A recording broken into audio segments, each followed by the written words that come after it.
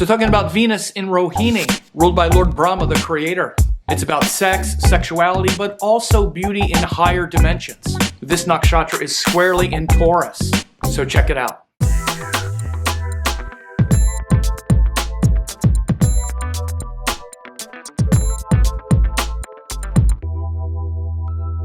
So making this video about Venus in Rohini Nakshatra. So Rohini is the nakshatra of beauty, happiness, joy, sexuality. It's ruled by the god Prajapati, who is the god of creativity and creation itself. It's actually a name for Lord Brahma, who is the creator. But Lord Brahma in the Vedas was mainly known as Prajapati. Now, this is a part of Taurus, of course, using the Sidereal Zodiac of India.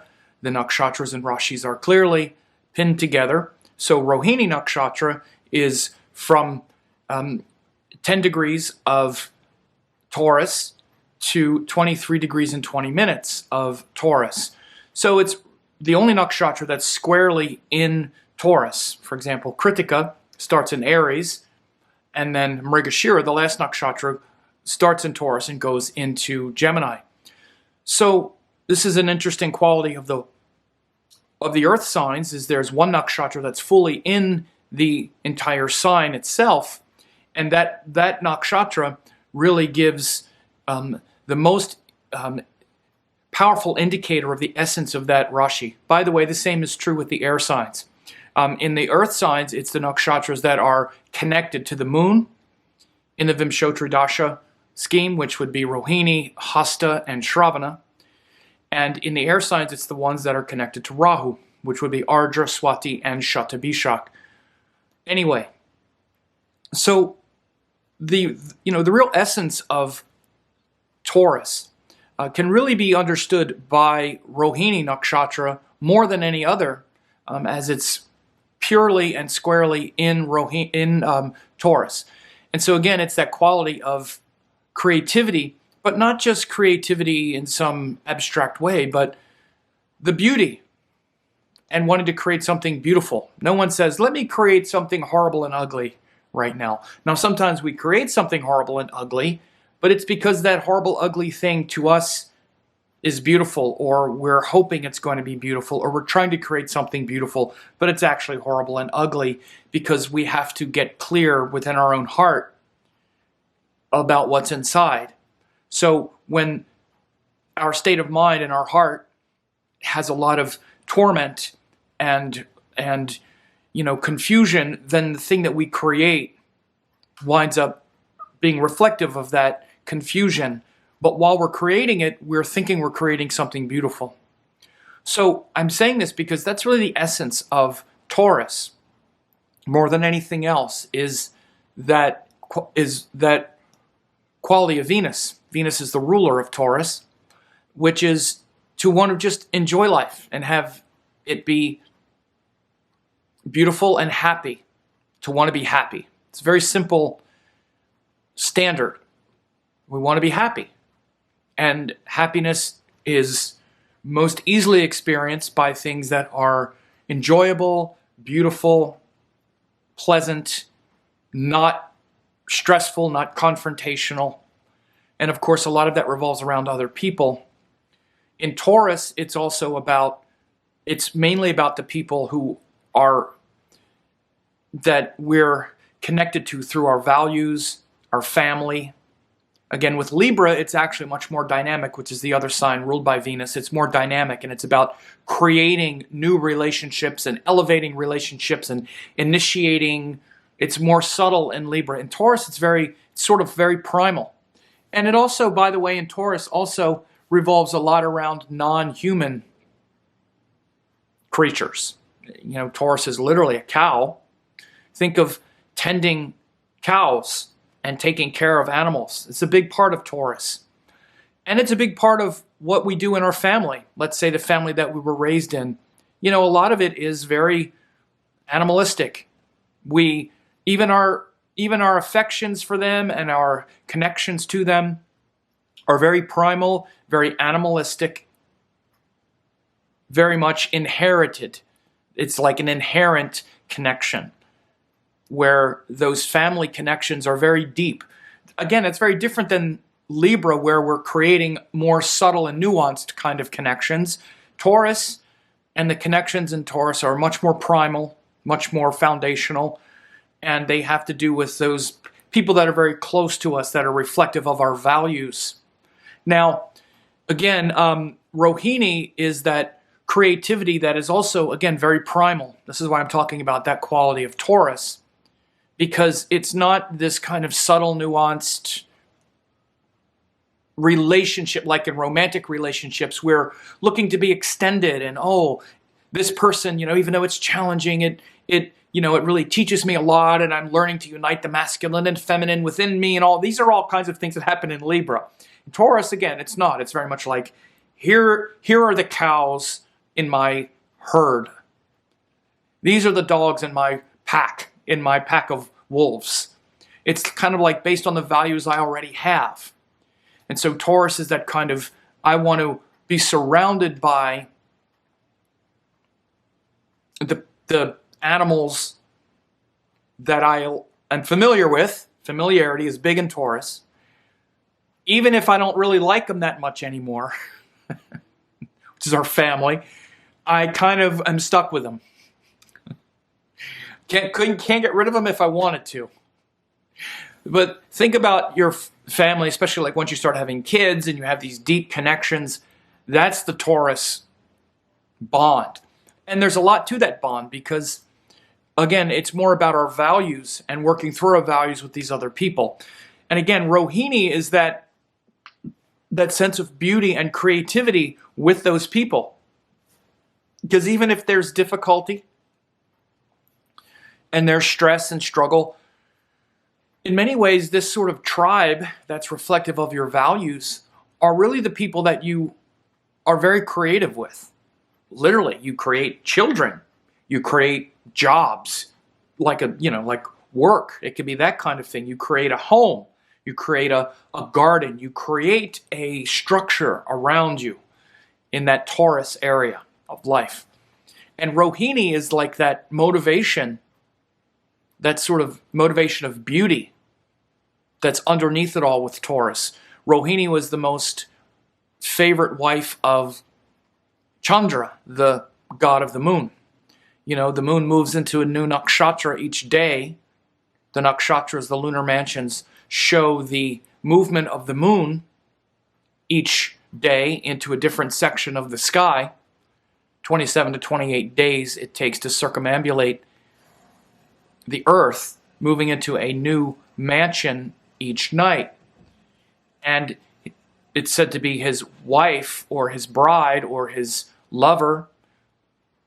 And his favorite one was Rohini. She was the most beautiful, the most pleasant, the one he felt the most at home with. I say he because all of the gods, in this sense, all the planets are ruled by masculine deities, even the feminine ones. Chandra was a masculine god. Even Shukracharya for Venus was a male god because it's the power. For Chandra, it's the power to bring in the feminine, but it was still a masculine god. The nakshatras, however, are feminine. They're the Shakti, or the receptive environment into which the masculine is giving power. You could say almost like the sperm meeting the egg, right? The masculine, all the planets, the grahas, have the assertive, active force. And then wherever they're going, the rashis as well, I tend to think also are like an environment. But the nakshatras for sure are literally a feminine environment, like they're literally said to be the wives or the brides of the moon that create an environment that Chandra enjoys, and some he enjoys more than others. Rohini is like, my favorite.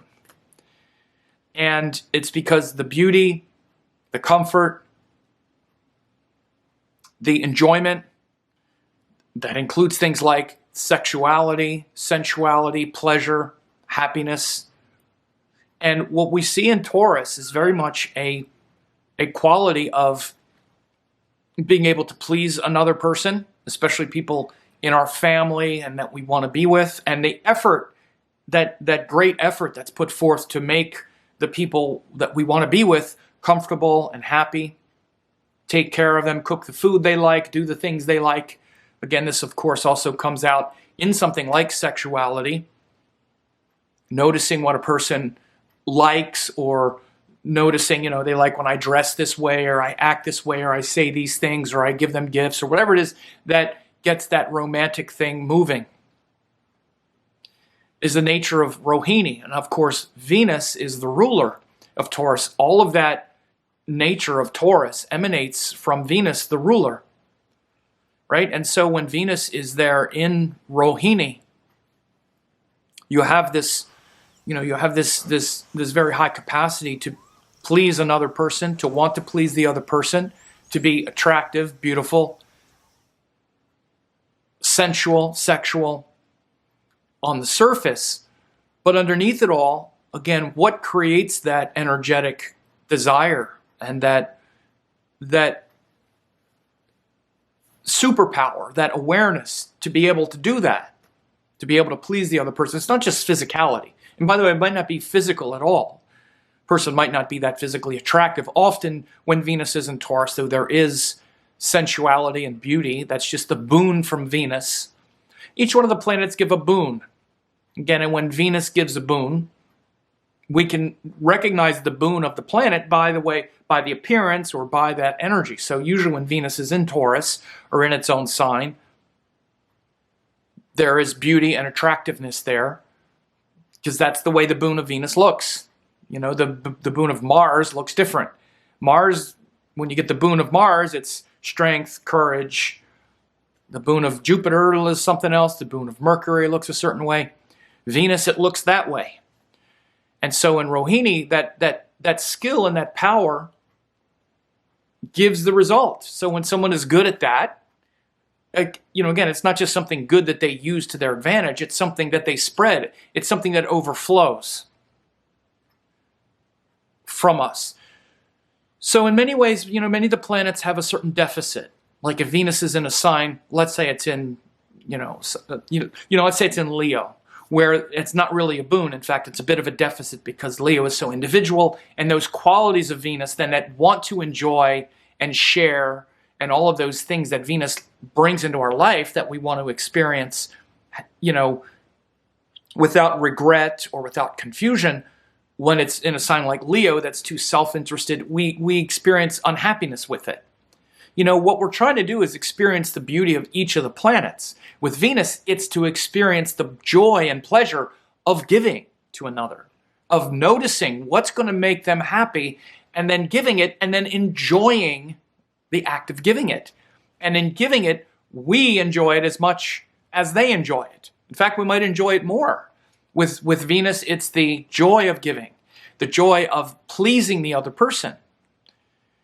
But we also have to remember that's also the thing. It's the joy of giving, but then if there's the giving and then it doesn't get appreciated, then that's often the problem of Venus. Because all of us give, but then what happens when we don't feel like it's been reciprocated? See, this is why when Venus is in a sign, for example, like Leo that I just used, when it's not reciprocated, then it's like, oh, how dare you? Because we all want to give, and that comes from Venus. But what happens in that exchange? So again, Venus in Taurus and in Rohini really enjoys that experience of giving. And then even if it's not reciprocated as much as we like, because the act itself is so pure, we don't suffer as much when it doesn't feel equal or when it doesn't feel even. We don't suffer as much because the act of giving itself is very pure and quite complete. It doesn't mean we're going to keep, but we also have a lot of awareness around it usually. And we might realize that, hey, I'm doing all of the giving here. And even if it doesn't make us angry, like it might do in an air, like in a fire sign, or it doesn't make us, frustrated. If it's, like in an air sign, we might start thinking about, or in an earth sign, in a water sign, we might start getting really emotional because we're not feeling, respected.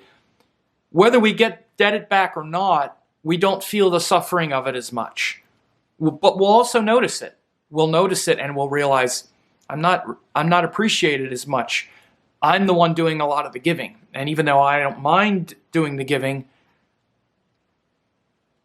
at some point I want to find either a partner that's going to be able to meet me equally here, or I have to find something else to where my desire to receive beauty is also reciprocated. This could lead to a lot of sensuality. For example, so when Venus is in Taurus, particularly Rohini, there is a lot of sensuality and sexuality, wanting to give and receive, and being very embodied with that, without guilt, without fear, without shame. But again, these are sort of the human exchange. This is the human expression of the Venus in Rohini. But particularly when a planet has this sort of high dignity, which is the planet in its own sign, there's a greater quality here, which is that spiritual, cosmic nature is more accessible. So like I just said, when the planet is not in a good dignity, for example, when it's in a sign, I use Leo, so I'll just stick with it, where the element is not really congruent with the nature, so Leo is very individualized. So again, when we have this exchange in that environment of Leo, for example, if we don't get what we want as well, we can get fired up and upset. And Leo is very focused on our own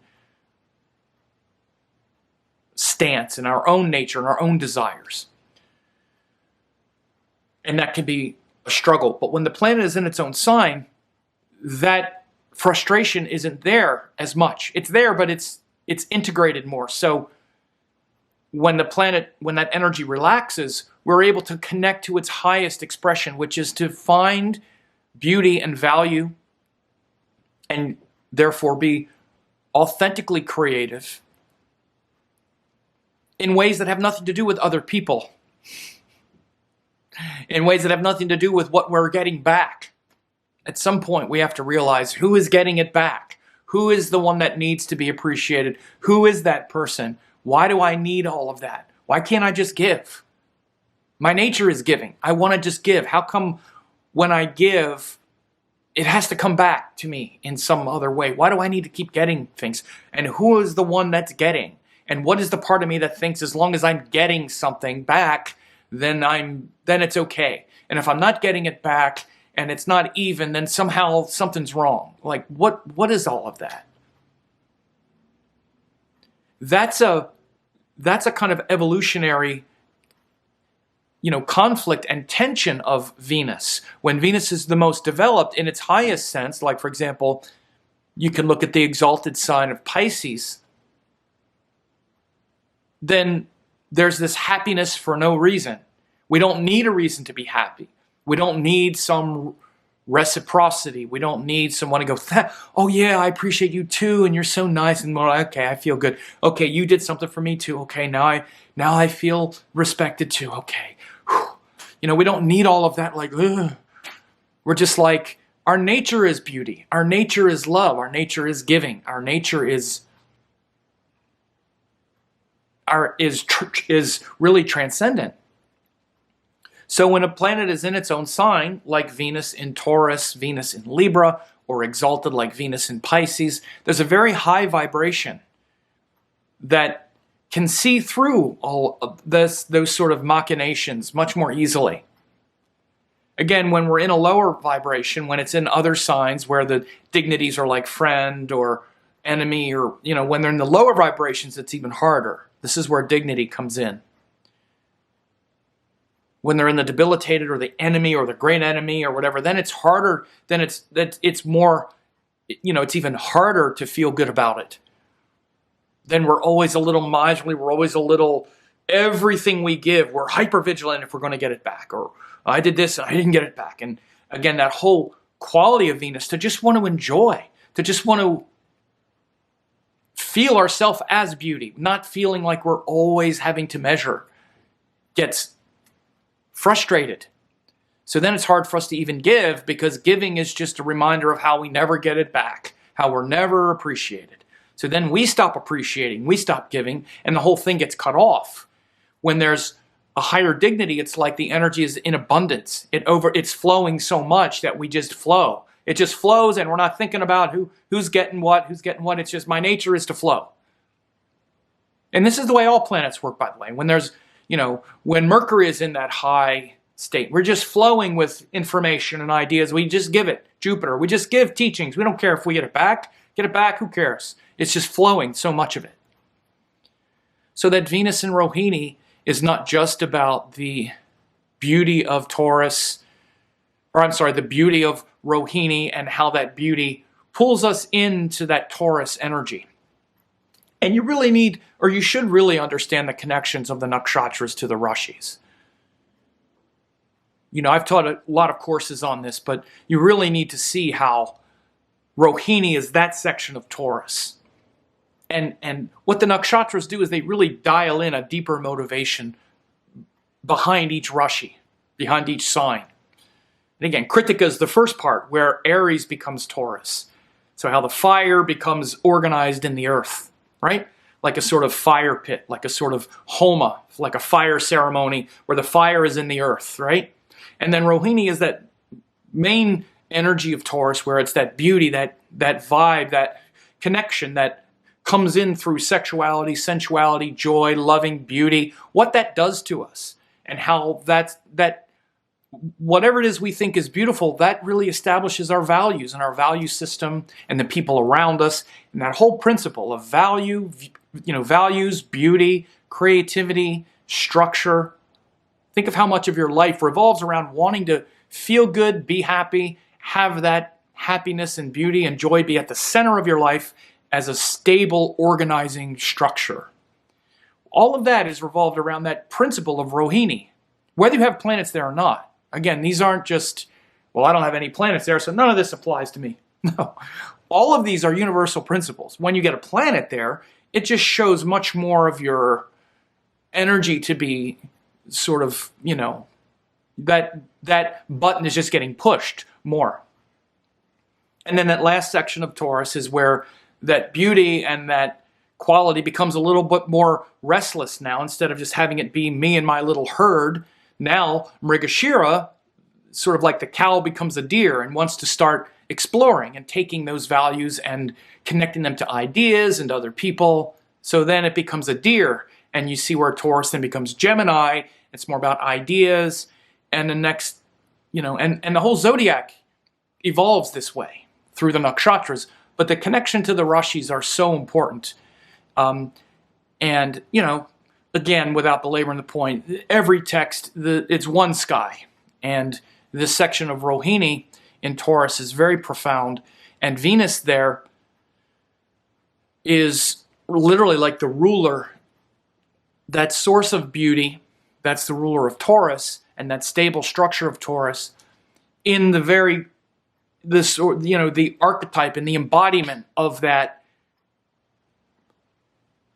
creativity, that beauty, that joy that creates the universe. And literally one of the main ways we do it is sex. This whole story in this nakshatra, Rohini and Mrigashira, of Prajapati, Lord Brahma, the creator, and sex with his daughter, and to procreate and procreation and all that. This nakshatra is like bang on with all that stuff. So again, it's very literal as well on that level, but it's not just the sexuality for enjoyment or for procreation, but being creative in all forms.